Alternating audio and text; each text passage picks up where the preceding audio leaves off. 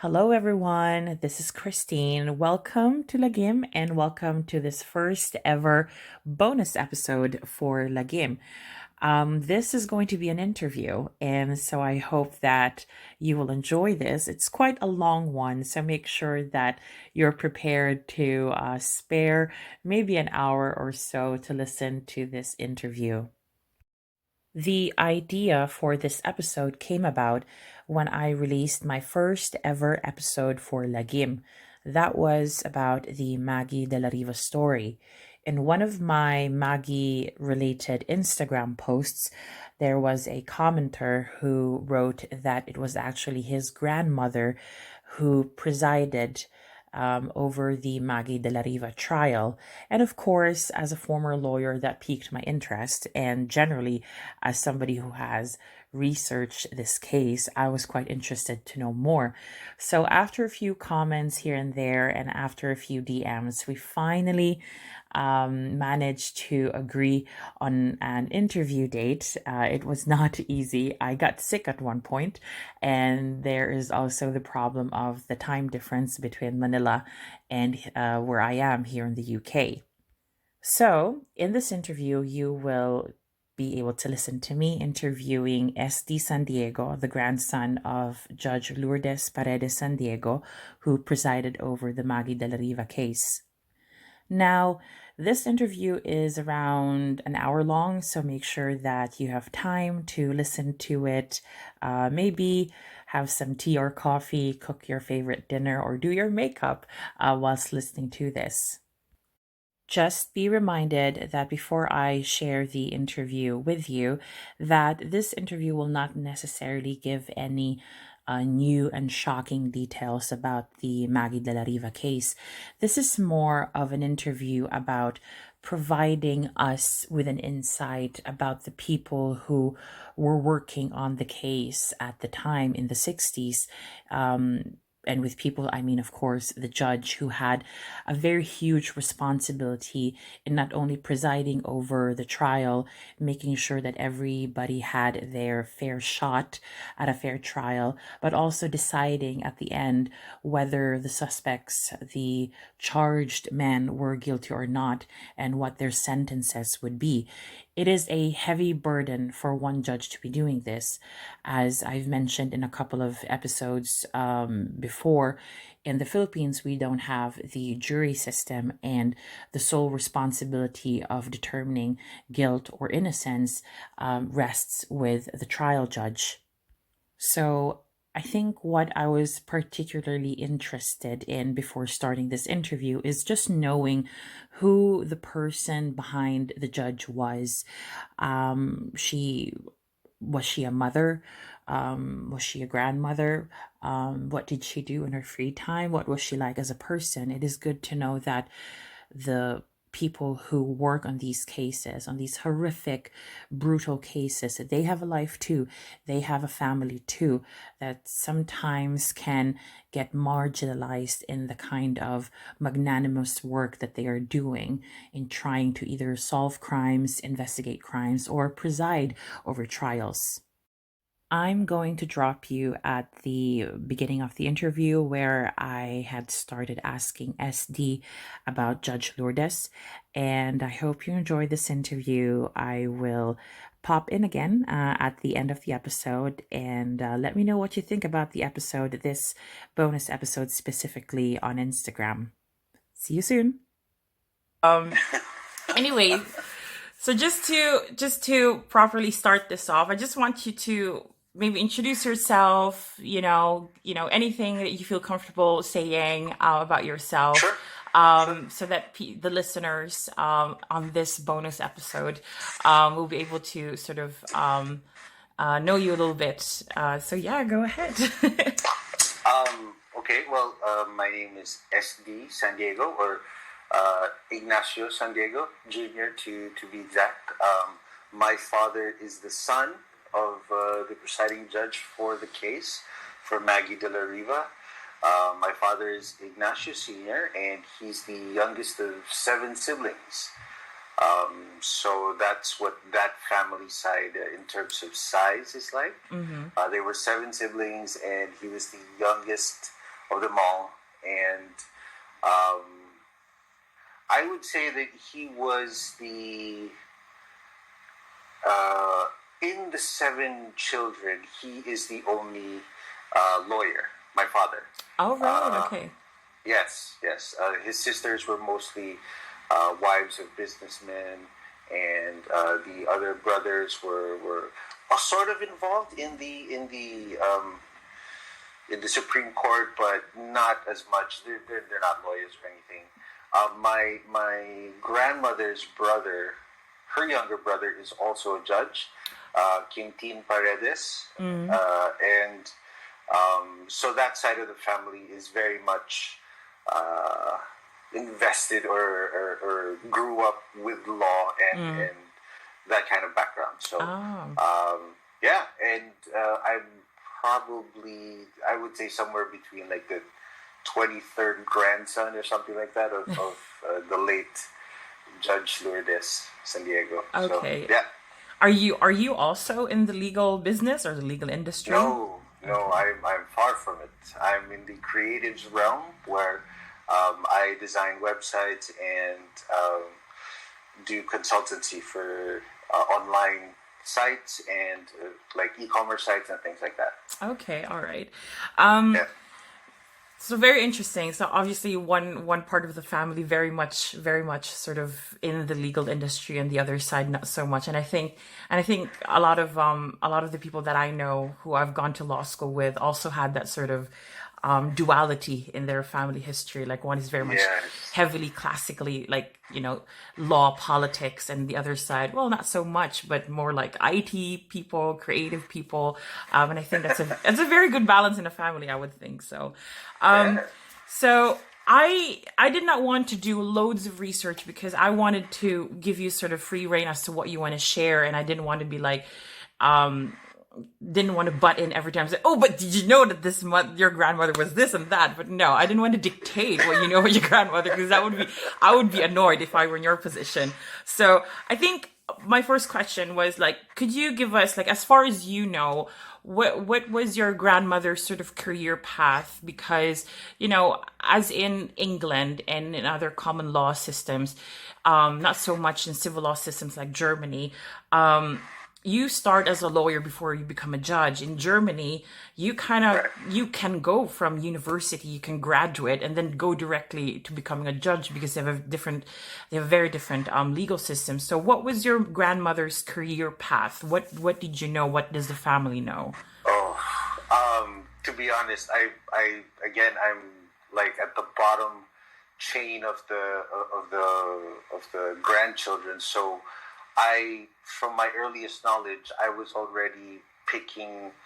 My older cousins would take me to pick her up in UP, and she was already a judge.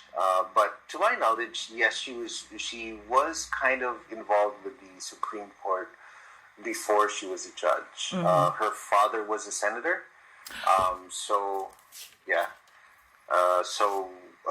In that sense. That's pretty much all I knew. But my earliest memories were always picking her up from the office, from the Supreme Court. I was that grandchild. So, and even when we moved to the U.S., she would visit a lot, and it was always me who would be spending time with her. Oh. So, I got to know, I would say 30% of her professional career. I got to know her in that sense, but this case being her most famous case, it was discussed in here and there in family gatherings, Sunday dinners, quite often. So there's always legal talk. There's always politics talk during these dinners. So it wasn't very common for me to. It was very common for me to really hear a lot about the case. Yeah, I mean, I can only imagine to be a fly on that wall. I would have loved to just eavesdrop on all the conversations. That must have been very interesting. Or maybe as a child, it was just. Wow, did you think it was bewildering or interesting, or were you just completely bored by such conversations? No. The way, I guess, I don't know if most families were like ours in that sense, but these dinners or these get-togethers would always consist of the adult table, and then the children's table would always be next to it. And I would always be kind of fascinated at how the talk at the adult table would go. So I always listened intently about what they were talking about, and how can they talk like this? Like, that was my first exposure to lawyers, in a sense, where cousins and brothers and sisters would be debating about whatever case or whatever things that we're talking about in that sense. And they used to always say, "Oh, but let's hear what Lola had to say." And then, like, the whole table would go quiet, and then she would give her version, sitting at the head of the table. And so that was like, oh, well, yeah, this is her. Why is everyone stopping to listen to her? So she had that gravitas. Obviously, absolutely. her opinion Absolutely. mattered. Yeah. Yes, it always weighed heavy. When grandchildren were always around, she wasn't really too much. She would let her kids and her brothers or sisters would just kind of talk. Everyone would just be talking at the table. Everyone talking at the same time. Children running around. That would, to kind of paint the picture for everyone. That was the scene, or not how I grew up to meet her, or grew up to know her. Sorry. So, and then again, when my father and our family moved to the U.S. in the early 80s, and she would often come to visit, and I got to spend like that grandmother-grandson time with her, where I wasn't the fifth kid bugging her for this or that. I wasn't the eighth kid, running up to her. So I got to know her in that sense as well. Okay. And that was the grandmother. And yeah. Sometimes, they would cross over and we would talk when we would be on a plane somewhere or waiting for whoever. Yeah, she was always polished, even in her personal life. I can imagine. I mean, it takes a certain type of person, especially a woman, I think, to be such a prestigious legal mind, starting in the 50s and 60s and being sort of the first of a lot of things. Not that it was, I think that compared to a lot of societies, I think the Filipino culture and society did not particularly hinder women that much in becoming professionals, because, as you know, we've had Cory Aquino, we've got Gloria Macapagal Arroyo, we've had two women presidents already, and the States still is, waiting for that day to come. So I wasn't truly surprised to see such a prominent legal person who happens to be like a woman. But it must have always been like something that she was guarded about. Not really guarded, but she was I think I can imagine she knew what she was carrying. She knew how to act.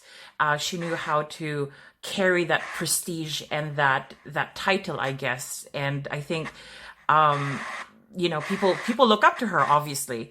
I can imagine, and they valued and appreciated her words, her mind, her opinions, and she knew what being of that rank would be. And I can imagine that she was that kind of very, very well poised person. I think that was the word that I was looking for. Yeah.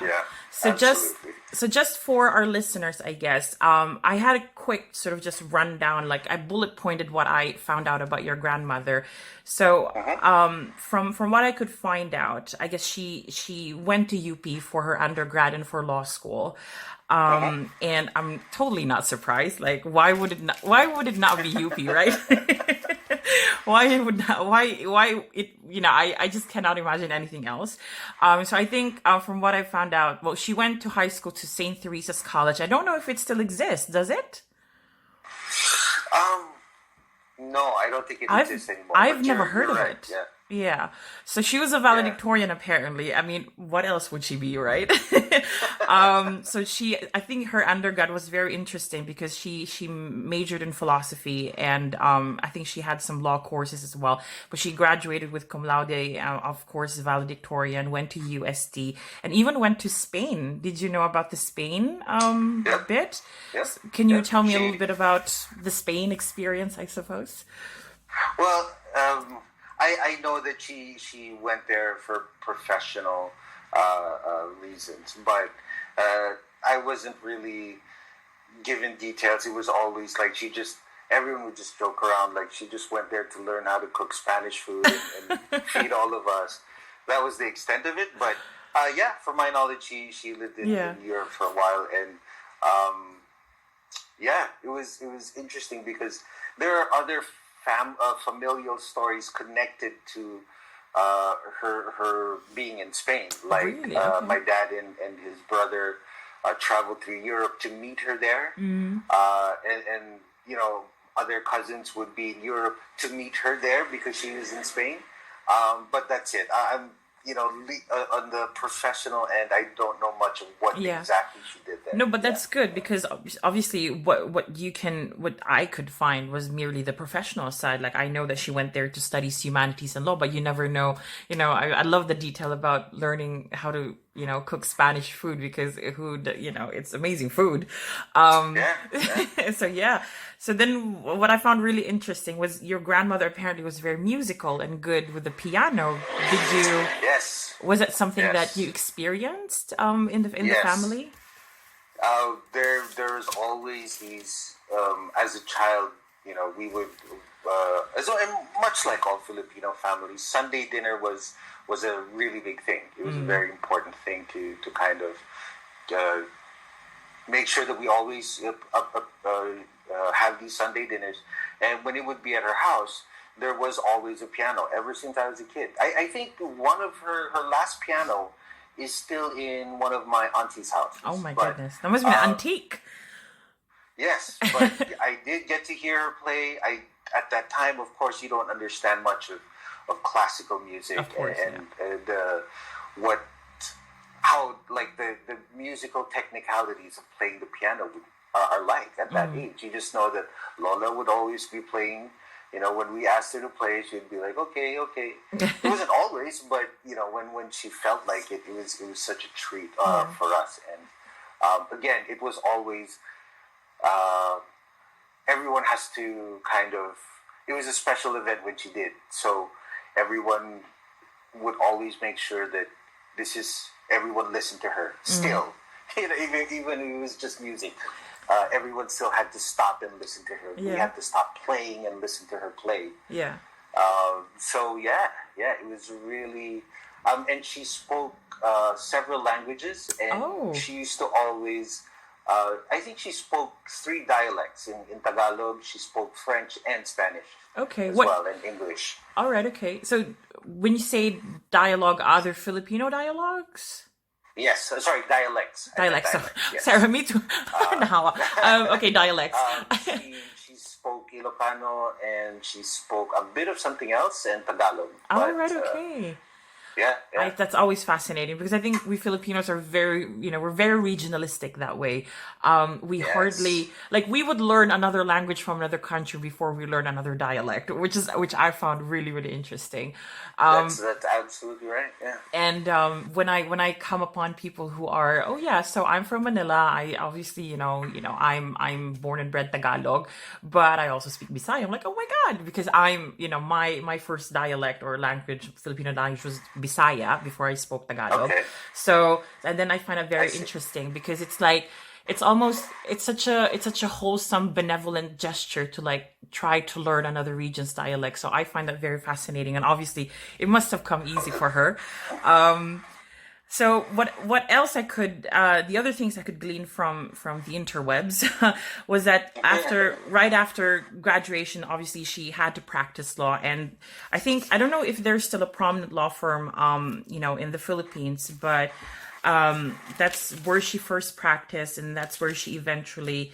So that was her diving board, hopping board, for before she went to the judiciary. So I think the practice is called Paredes Poblador Nazareno Law Office.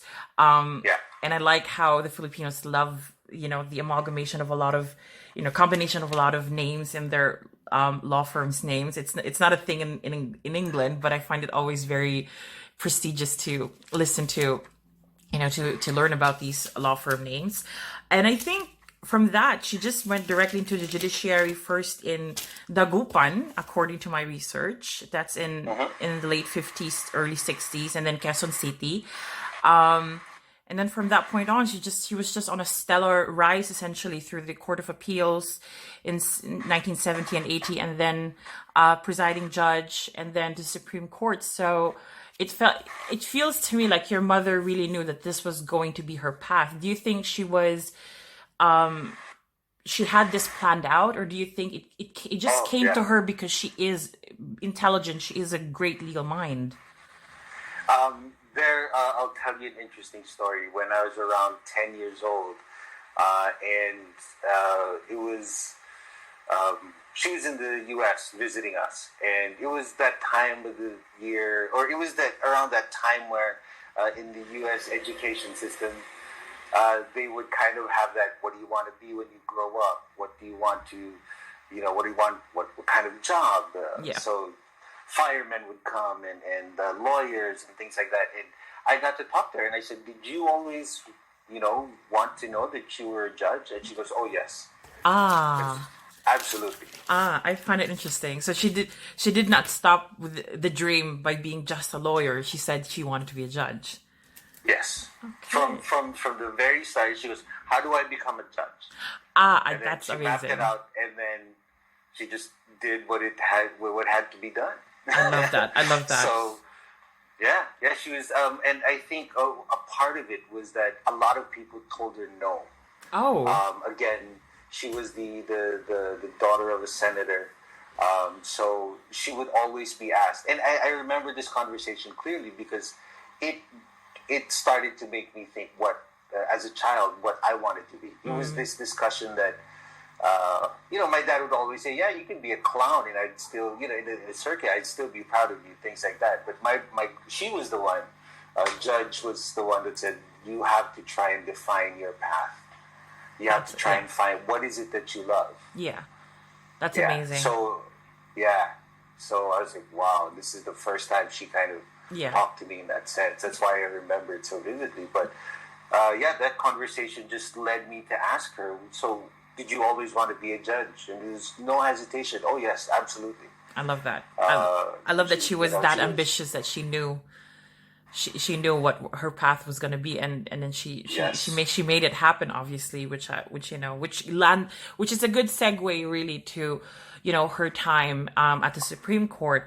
Right. So I think it's sort of what I wanted to know is, obviously you were young at that point, but when did you first hear about her being the presiding trial court judge, obviously not Supreme Court judge, but at this point still trial court judge for the Maggie de la Riva case?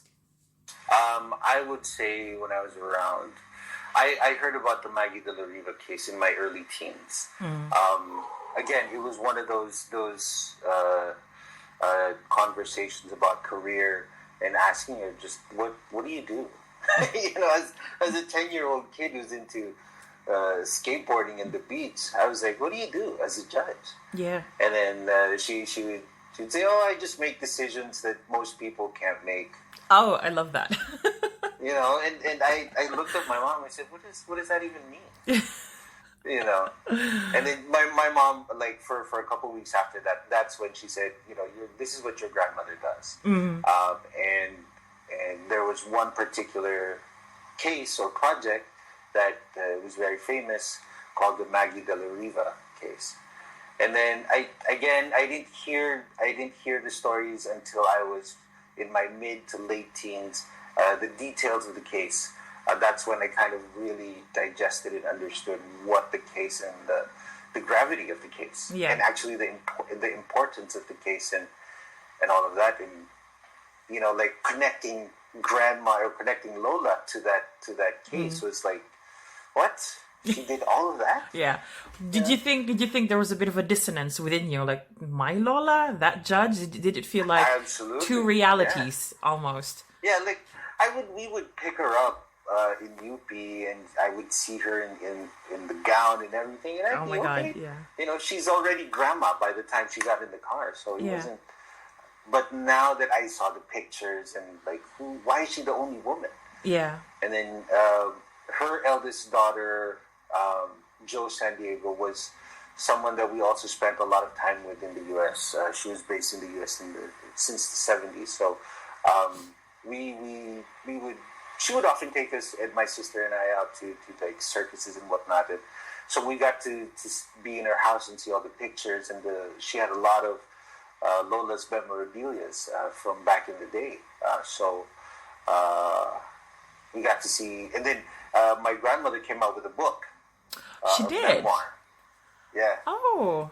See, that's one thing that I didn't find out about.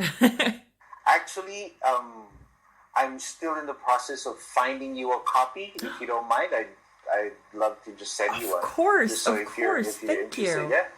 Yeah, thank you. I'd love to read that. I mean, I'm a fan of memoirs anyway, just being snoopy about people's lives.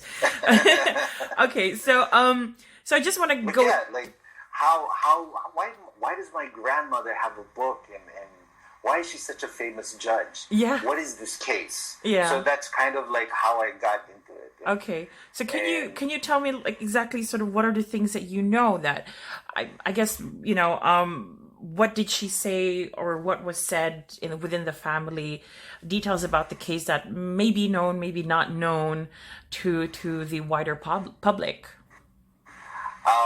That one of the most profound things I heard at that age was that was with regards to the autopsy that was done, or not autopsy. I don't know what the term is, but I guess the medical checkup. Is that right? I think you could say medical examination. Yeah. And that it was still being, how do you say, dialed down. Do you mean that they minimize the results of the findings? Oh, okay. Yes, just so that it wouldn't create such a public outroar. Right. So like a moral decision to not really bring out the findings in the gory details, that they were? Yes. Okay. Yes. Okay. So they were muffling a lot of the details just so that it wouldn't be such a circus. And then those were the things that drove my grandmother to pursue it even more, because she just felt that this was, there's a lot of injustice that's going on, and she wasn't just going to stand for that. Okay.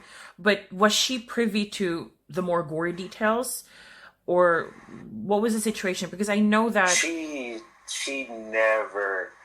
would never talk to me about that. It was, and she wouldn't do it simply because it was more like, one, you're my grandson, two, you don't need to know those details. Yeah. You're too young. Yeah, and also I think it's a professional decision not to, to keep it all confident. That's right. Yeah. That's right. So I had to resort to, the uncles and the older cousins and ask them, well, what does that mean, Yeah. And they said that they didn't, how did my cousin put it? They didn't want to tell people how badly she was beat up. Oh my goodness. Yes. So,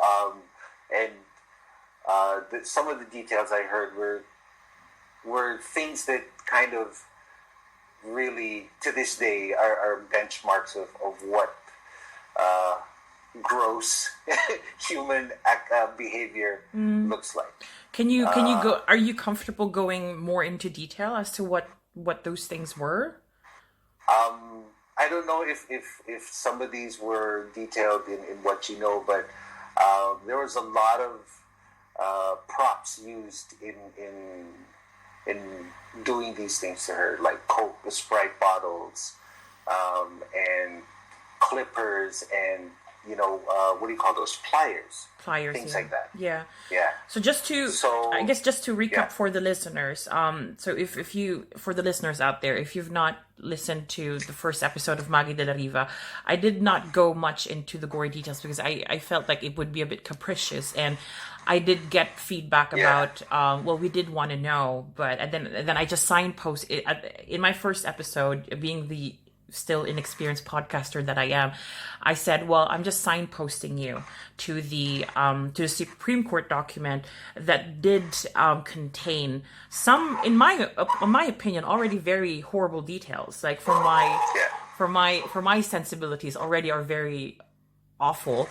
But I remember mentions of bottles being used to essentially rape her. So just as a reminder. Sorry, I didn't want to interrupt you. So please, please continue. yeah, yeah. Yeah. One of the more gory details that I guess I would want to share is they would empty those Coke bottles inside her and force her to expel the liquid again. That's horrible. Yeah, so they would kind of punch her in the stomach or lean or heavily on her stomach so that the liquid would be excreted again. Things Oh my like that. goodness. Yeah. So it wasn't beautiful at all, and that was really like that's when I knew the difference between a horror movie, like Yeah. like Acting, just whatever. staged. Yeah. Yeah. and like ghost stories, and like this is horror in real life. Yeah, it's human horror. I mean, that's the only two. Yes. Those are the only two words. See, I didn't know that, and I think I've listened to a lot of podcasts. I've watched a lot of horrible movies and crime movies, documentaries, but never have I heard something like that being done to somebody. And I'm shocked at the moment. I think I need to recover for like 2 seconds. Yeah. I didn't know that, and it raises my respect for Miss De La Riva even more to recover and go on with life, because a lot of people don't really recover easily from that, or never recover at all, and just you see rape victims or rape survivors falling into a lot of mental health difficulties, falling into alcoholism, drug use, and eventually a lot of them do harm themselves and then commit suicide. So for her to move on from that, my respect is like level 10,000 right now. I generally think women are way stronger than men in all aspects. Well, thank you. Mentally being probably one of them. Mm-hmm. So, and I, no offense to women nowadays, but women back then and the life they lived was also very different. Mm. A lot of them were also, I'm not from that time, so I don't know. But based on what I do know, is that a lot of infidelity, a lot of home abuse was also being done, but yeah, women just kind of carried it differently back then. There was no such thing as trauma. Yeah, right? no, that was not even a word. That was probably a word in the medical field for, I think the original word for trauma is like scotch or gin.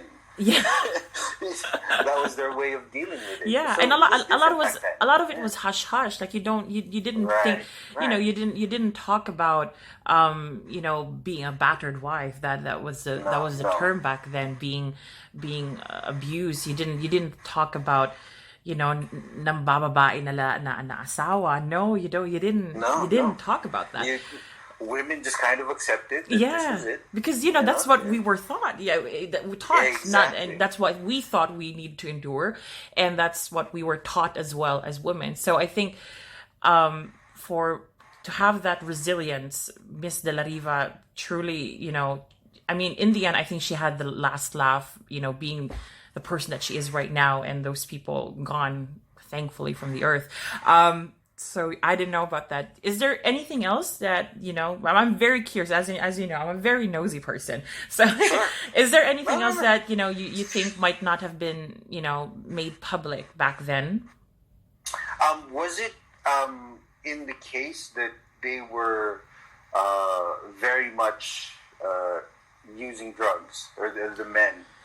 I think I don't think one it of was them or two of mentioned. them were from what I know were on drugs. But Oh. what scared me was that the guys that weren't, to have to not be influenced in any way and still be able to do what you did. Yeah. That's kind of even crazier to me. Yeah. So I imagine it. um, I imagine it be being a bit of a when you are in a frenzy that you don't even need the drugs or the alcohol anymore. It's just this weird mob mentality going on. It must have been that. I can only speculate. Yeah, yeah, but I didn't same know. here. I didn't know that Same at least here. two of them. So apparently they were under the influence during all that. Was it? Do you Well, think? yeah. Do you think that was used as a defense, or I don't think it would work as a defense? But do you think that No, was something that? no. No. Okay. From what I know, my grandmother took one look at Maggie de la Riva and said, "This is a shut case. These guys are guilty." Yeah. To what extent, she didn't know yet. And to be fair, she still gave it a shot. Of course, she That's had why to. she never wanted to settle. She never wanted to. She really wanted to see it through, and that it was a fair trial. Like, she could close the book and say that it was a fair. I gave this case a fair trial, and my emotions aside, Yeah.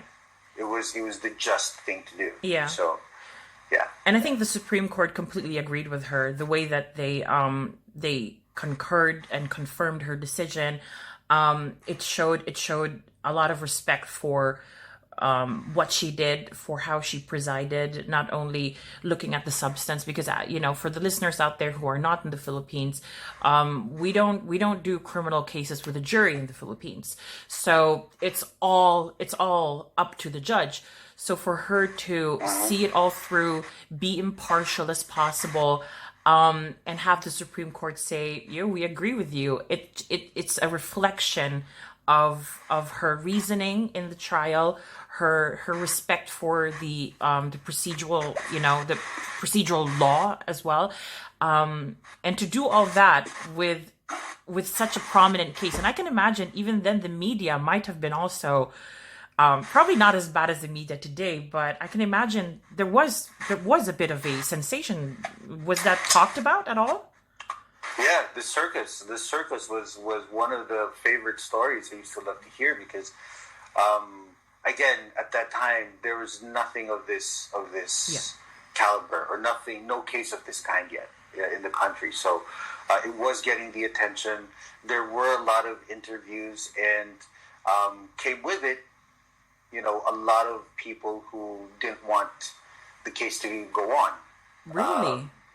Yes. So there would be frequent threats. There would be frequent bribes. And this is also based on my dad's recount, and my uncles and my aunts. And, there'd be like, that's 500,000 pesos. At that time, that was maybe what? Hold on. Put it, They were trying to bribe your grandmother? Yes. For the decision, yes. There were several attempts to bribe her, and I believe it reached some 400, 500,000 pesos. And back then, that was, I mean, that's huge, but back in the 60s, that was, Yeah. I don't know, inflation was rates might have been 3 million uncalled by for. now. Yeah. Exactly. Goodness. So, and there was no hiccup in her saying no. Not going to happen. Hats off to your grandma. I mean, honestly. And one of the interesting stories was that again, my dad at that time was very young, and he was trying out his own businesses here and there, and he wanted to get into the car business. He had a connection in Subic. Back then, Subic was where all the GIs went, and so there was access to American cars. So my dad wanted to So he would frequent go back there to Subic. His favorite cousin, who served in the U.S. Marines at that time, would also frequent Subic. So that's when they decided, let's start bringing in cars. And my dad told me a story. He goes, remember the Maggie de la Riva case? I was like, yeah. He goes, I was trying to convince your grandmother to take the money so that we could buy U.S. cars with it. And I'm like, what happened? And she goes, well, that's why we're not in the car business now, because she never agreed. Yeah, she never faltered. She stood her ground. I mean, she stood her ground. Yeah. And to think, even back then, judges really didn't get much, salary wise. That must have been such an interesting. I don't think for your grandma. I mean, I cannot speak, but knowing from my research and the way that you speak highly of her, she had so much integrity. It was just out of the question. Yeah. It wasn't even considered, and I would always kind of laugh at that story. But then I would also be reaffirmed, like, wow, she really is, like, why didn't you take the money? There was all these, why didn't you take the money? And then I would see it in everyday acts and how she carried herself, that's why she didn't take the money. Yeah. Just the way Top she notch. would carry herself. Yeah. Yeah. And when she would talk to people, when she would talk to strangers. Yeah. It was, Top-notch lady. It was evident that she was different. Yeah. She was very different. So obviously there's a certain burden and onus on a trial judge, knowing that there's no jury, to sort of see everything, be aware of everything, take everything in, and also be impartial on top of all of that. Do you think that, were there any stories in the family, or did you think that she shared with you, hints of struggles or things that she might have struggled with, she found difficult, maybe emotionally, mentally, whatever, academically, in analyzing the case perhaps? Did you find that there were some struggles there of any kind when she was presiding?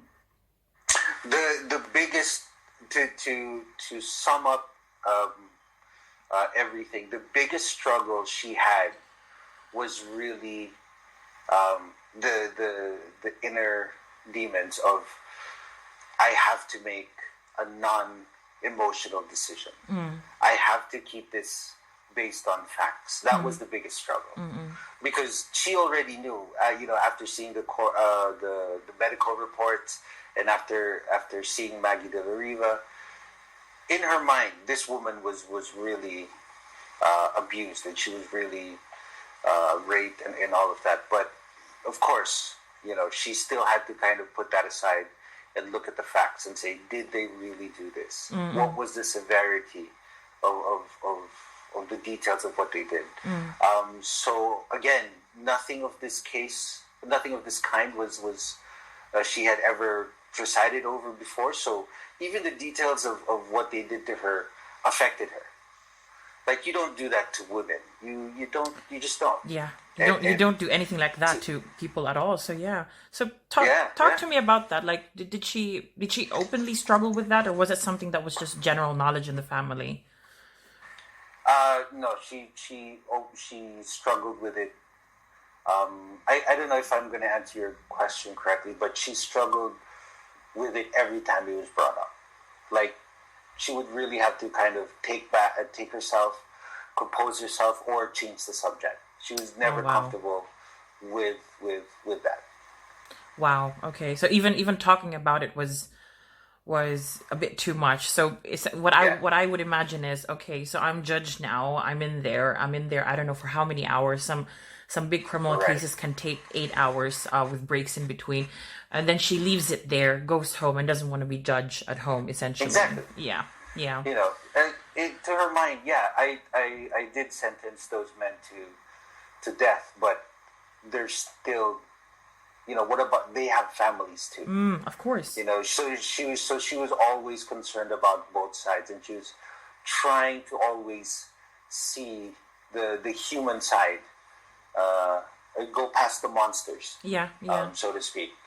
But that's exactly, I love that you said monsters, because how it's so difficult even for like I mean I'm not a lawyer anymore. I've practiced for a very short time only, but even in I was not a criminal lawyer, but even in my field of family law you see a lot of like the very depraved type of human behaviors, and sometimes it is a struggle to peel that back Yeah, yeah, and see the human behind it, because you're just so overwhelmed by the ugliness of all these monstrosities, really. So yeah. I feel I kind of feel to a very very small extent what your mother felt there, and I still think that with how the Supreme Court affirmed and confirmed her decision, she still did a very good job. And talk to me about the death penalty situation. Do you think she was inherently, as a person, not really as a legal mind, was she inherently for it, against it? Because I know as a judge, there are certain prescriptions, like you can either do reclusión perpetua, which is like life imprisonment, without parole, Uh-huh, with parole, uh-huh. or you can do death penalty. You have a selection as a judge, you have a discretion.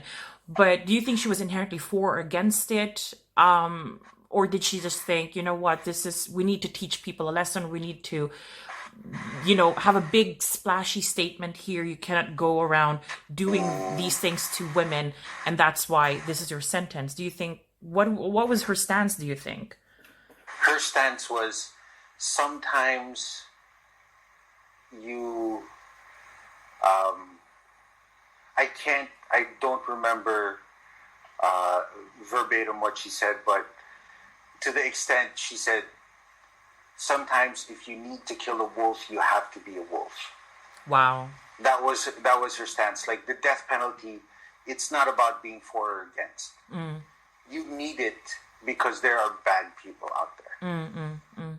You know, and That's very these bad interesting. people, they bad people in general take things from good people. Mm, So there needs to be someone or something in place mm, that puts them in check. mm, mm. That is, You cannot run rampant just doing all these things. yeah, No.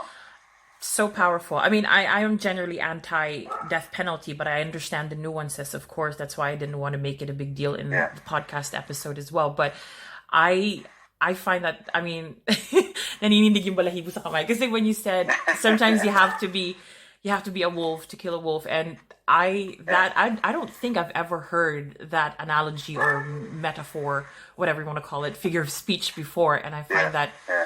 I find that very, very It's consoling that, she said that and she explained that to you as, obviously you were a young person back then. Yeah. And this I remember this. We were on a plane. We were going to see my uncle. One of her eldest son was living in another state in the U.S. and we were on our way to see him. And we were in the airport, and we were talking about some. She was talking to me about some crime that happened in L.A. or something like that. I'm like, so that judge was this, and how can judges do that? I mean, put bad people in jail, yeah, but you're also killing them. You're asking stupid questions when I'm 12. Sometimes she goes, there's really bad people. And sometimes good people need to be bad people or make really bad decisions to make sure that they're not. She used some term like to take over the world or something like that. Yeah. I forgot, but Yeah. that's exactly what I got from her. Yeah. And she made a common reference in that, in everyday life that happens too. She goes, I'm sure in school there are bullies. Yeah. She goes, sometimes you have to fight to make sure you're safe. Yeah. Yeah. So she goes, sometimes I have to fight for people and keep them safe. Yeah. Was she? So I was Yeah. okay. No, go ahead. Sorry. So in that way, I can see that she's a very nuanced person. She didn't take things sort of black and white. She's obviously her thoughts, her decisions, even like in her everyday life when she's explaining things to you, it's all very thought out. There are always nuances to her. Is that a fair assessment? Yeah, that's pretty fair. Yeah. I would say. Yeah. Yeah. I love that because it's never, with the human experience, it's just never black and white, as I said, and there's always things No. where you have to make exceptions of the exceptions of the exceptions. So So I guess, from that question of what were her struggles and, how she sort of put a delineation between her judge life and her personal life, do you think that after the trial, knowing that it would be appealed and it did get appealed, the case, do you think there was some sort of effect on her, negative or positive? Was there a change in her at all, anything like that, or did she just say, you know what, I did my job, close the chapter, as you said, moving on to the next one?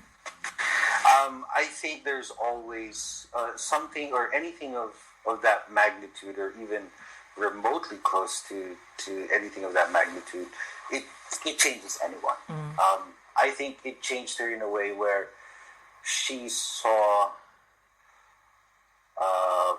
she was front row seat to a lot of ugliness, and she just, after that, maybe it just changed her and kind of soften the blade a little bit, soften her sword, where that after that fight, or I would say fight, because there was a lot of inner fighting within herself. After that, she just kind of said, I think my career just peaked. Right. And okay. after that, she was kind of just kind of let the dust settle. I'll just continue my professional career, but after that, she seemed like she really just wanted to keep a low profile after that. All right. Just no more. It was too much drama for one life for her. Wow. I mean, I can only imagine. I mean, as you said, around that time, there weren't really any high profile cases, whether that be, rape, killing, or whatever. But yeah, I can imagine that for her, she had a taste of that, of that kind of depravity within the courtroom. Hearing those details day in, day out. I mean, do you know how long the trial lasted? Because I couldn't find any information. Because I just can imagine being exposed to it maybe for 3 days or 1 week. It doesn't really matter. It's a lot to be exposed to. I don't know the exact amount of time, but for sure it was more than at least 5 months. I think. Yeah. And Yeah, to be easily. listening to that almost every day for 5 months, it's a lot for a human being. And in these times, I guess we would say, the judge should definitely go to therapy to sort of deal with maybe any, post-traumatic stress syndrome, because listening to that kind of stuff can really do damage, I think. I see that because in my work, as when I was a family lawyer, I would deal with social workers who would see a lot of bad things being done to children, and even they had to be off for 6 weeks, for example, to get therapy or to get like any kind of care, because it doesn't get out of their heads. It kind of festers there, because it makes you think, I didn't think people are capable of doing this to small children, and yet here we are. I'm confronted by it every day. So yeah, I can I can see that. So we did talk about death penalty, any beliefs that she may have had about the death penalty, and I love what you said about sometimes if you want to kill a wolf, you have to be a wolf. Were there any other sort of firmly held beliefs by your grandma that maybe changed or were strengthened because of the case, or did she just sort of soldier on as is? That's a great question. I would have to say that she did have. It's okay. We can skip it. No. It's more of I'm trying to find the right way to explain how it changed her. Like after that, to a certain degree, she felt like I was put here to be a judge for this case. Like my life's work, this was the culmination, was that I was here for this case. Right. And she may be right. Yeah. So after that, again, it wasn't so much as like she reached her peak.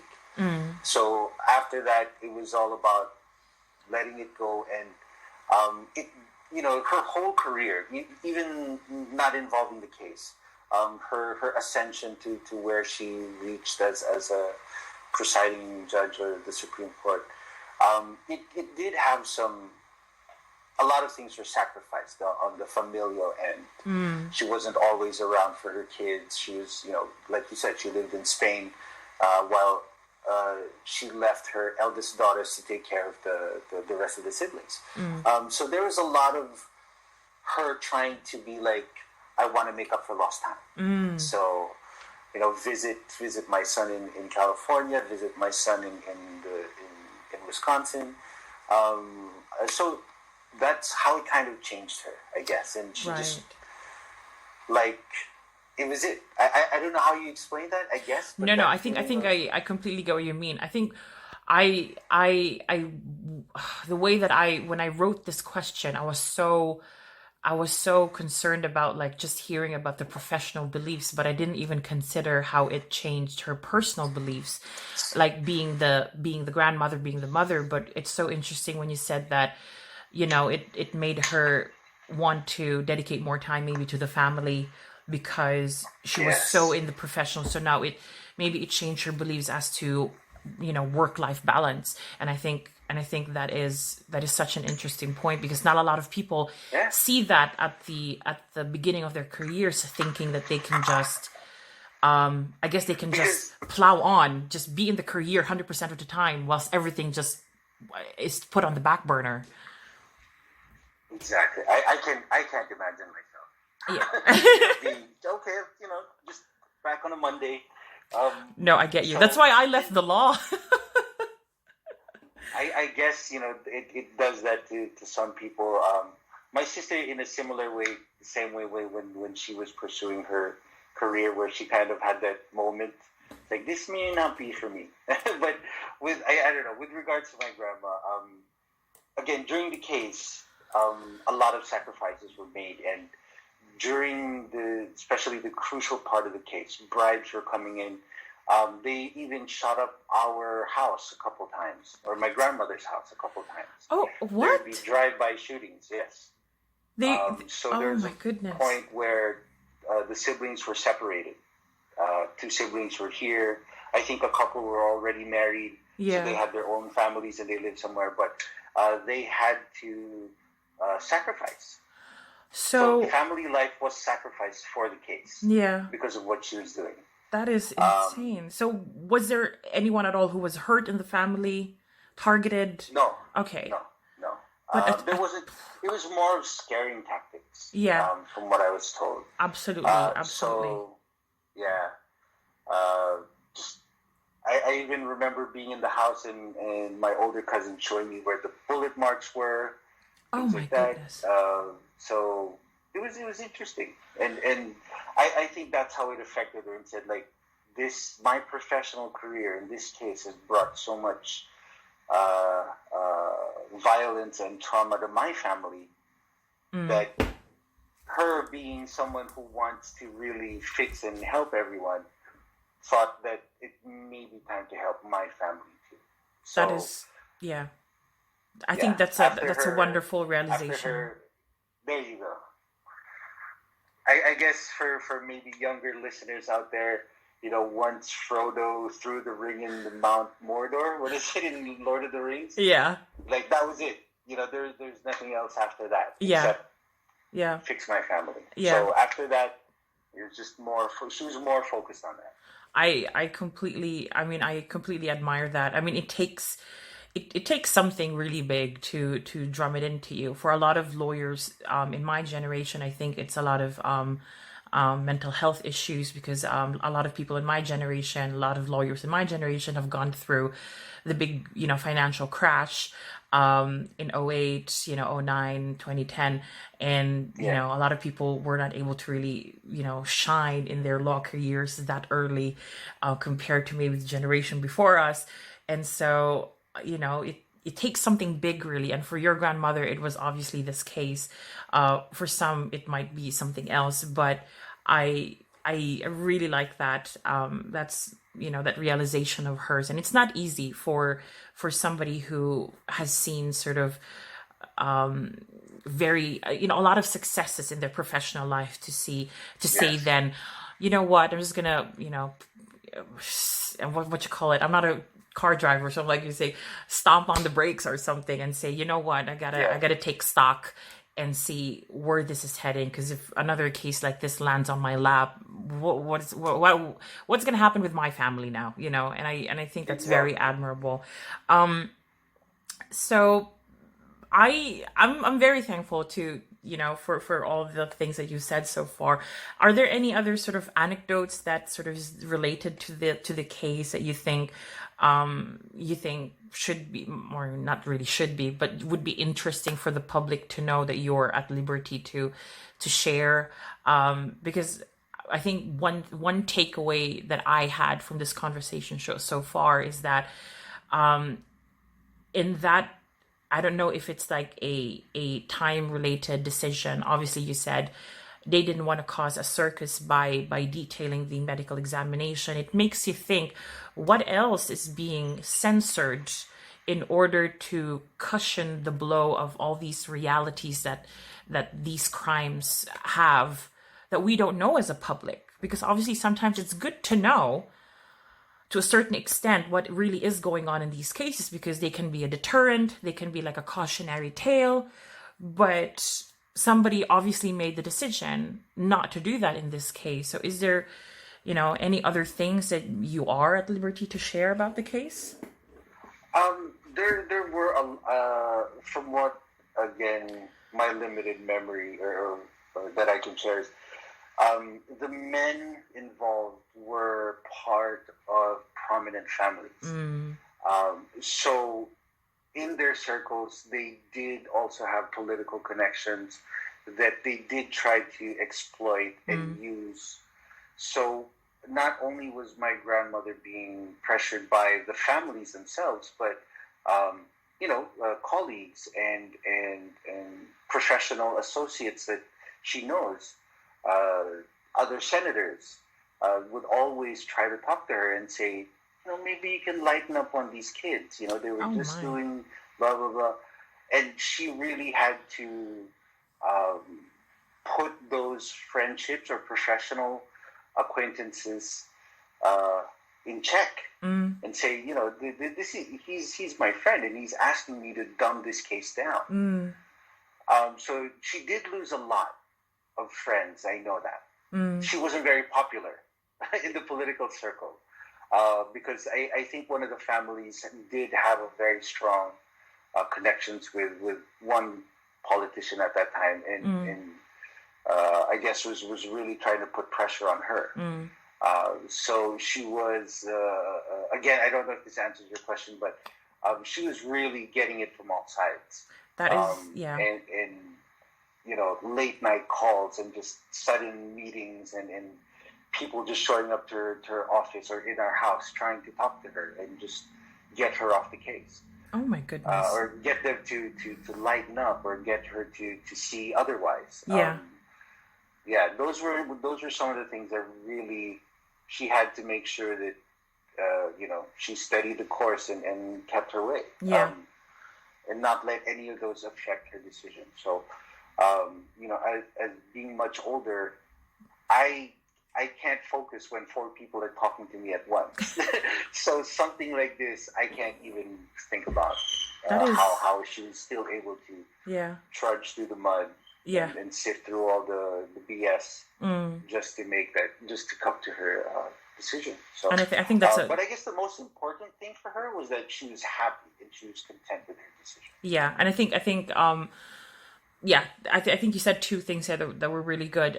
You trudged through the mud, because I think it was a messy one, isn't it? I mean, it was really a muddy affair, and to think that, because from my research, I did find out that her father, which would be your great grandfather, Don Quintin Paredo of Abra. Paredes. Yeah, Paredes, sorry, Paredes. He was indeed very much in the legal and political sphere, being the Solicitor General, Secretary of Justice, Congressman, Senator, House of Representative Speaker, Senate President. So obviously your mother was also exposed to that, even, you know, in her childhood, in her adulthood. She was exposed to those circles, and to now be almost, you know, to be that pariah because of her presiding. In this case, I just can imagine sort of, what is known to her is now against her. If you get what I mean. Yes. Yeah, the people who she might have, I don't know, socialized with when she was a young lady are now people who are probably asking her to drop it, or, as you said, dumb it down, take it easy on the kids, stupid kids. And and to just stand, to be steadfast in her That's it. belief and in her professional ethics. That is very admirable. And in a country where we're already very much seen as having corrupt politicians, corrupt police force, corrupt judges, to have that is having like a diamond in the darkness, or whatever you want to call it. So She was absolutely that beacon of those standards. yeah. She was a huge fan of her dad. Mm, And that's why when everyone said, "Oh, you want to follow in your dad's footsteps? Why not just get married? Why not just have a family?" So the more people told her to do that, the more she said, "Okay," the more I'm going to go further. And at the very end, it was really just she carried the same values her father did, yeah.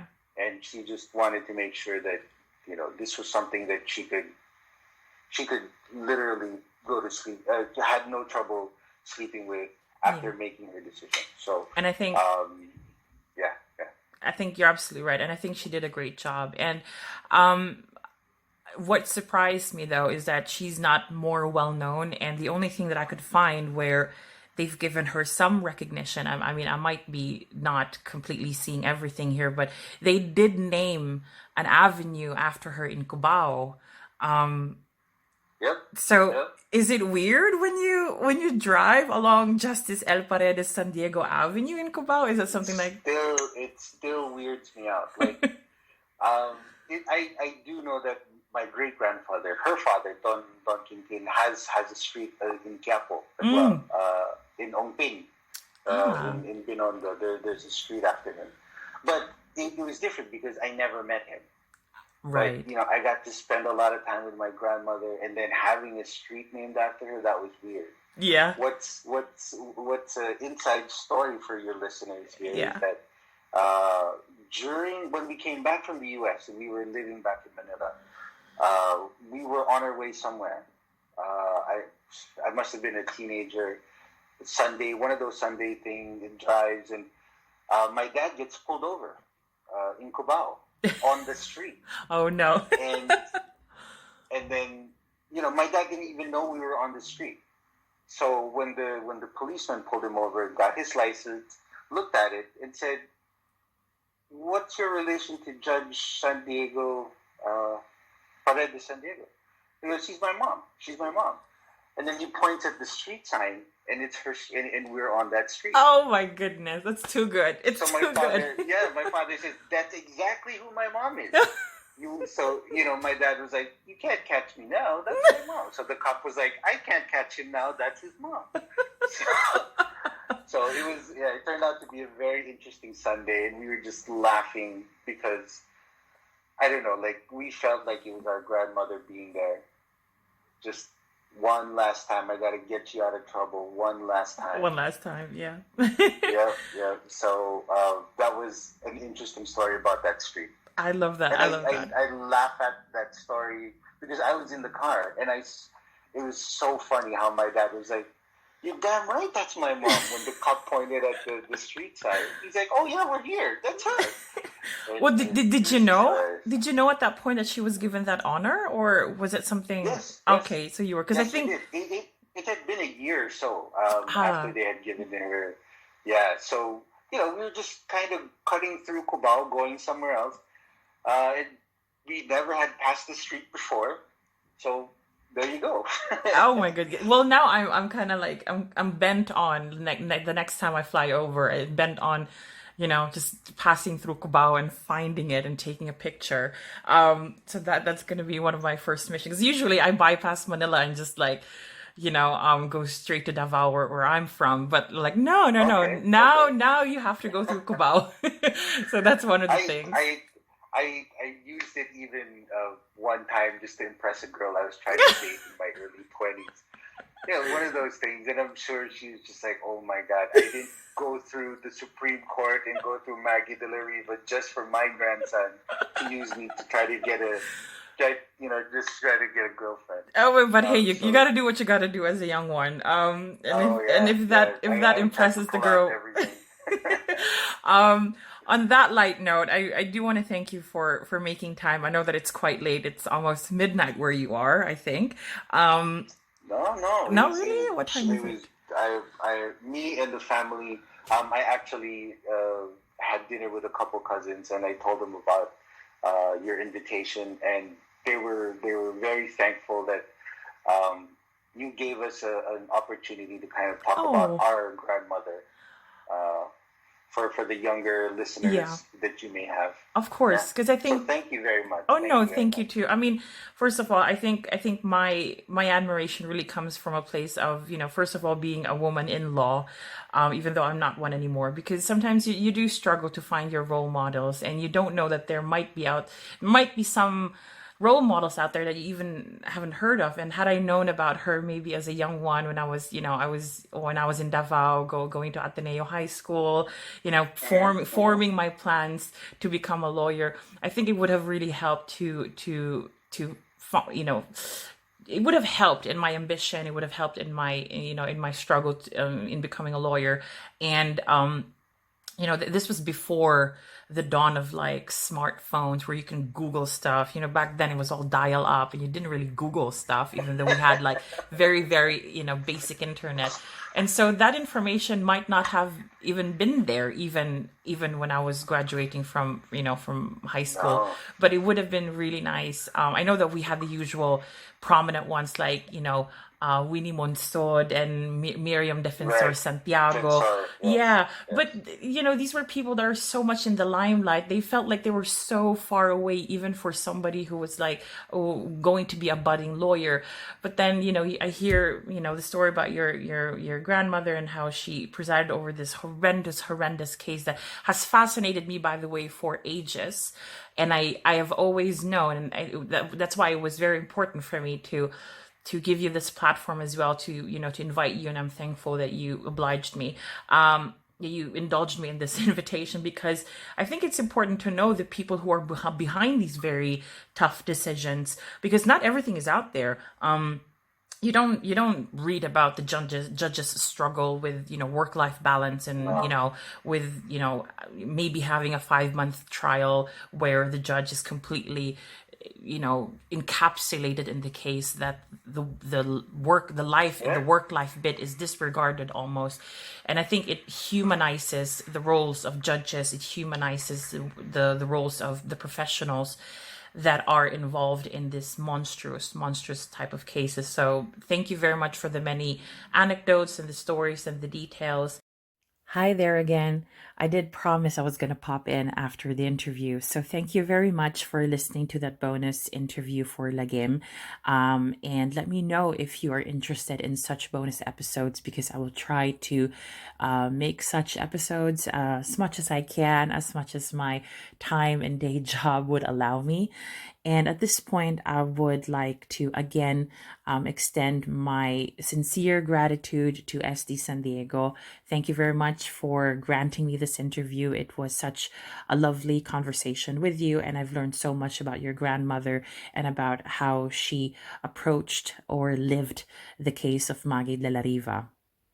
To all the listeners out there, don't forget to support Lagim on all its social media accounts. Head over to our Instagram account and click on the link in our bio to see where else you can find Lagim and how you can support Lagim, not only by sharing information about Lagim to your friends through social media, but also through becoming a subscriber or patron on patreon.com. Thank you so much and have a great day. Mabuhay!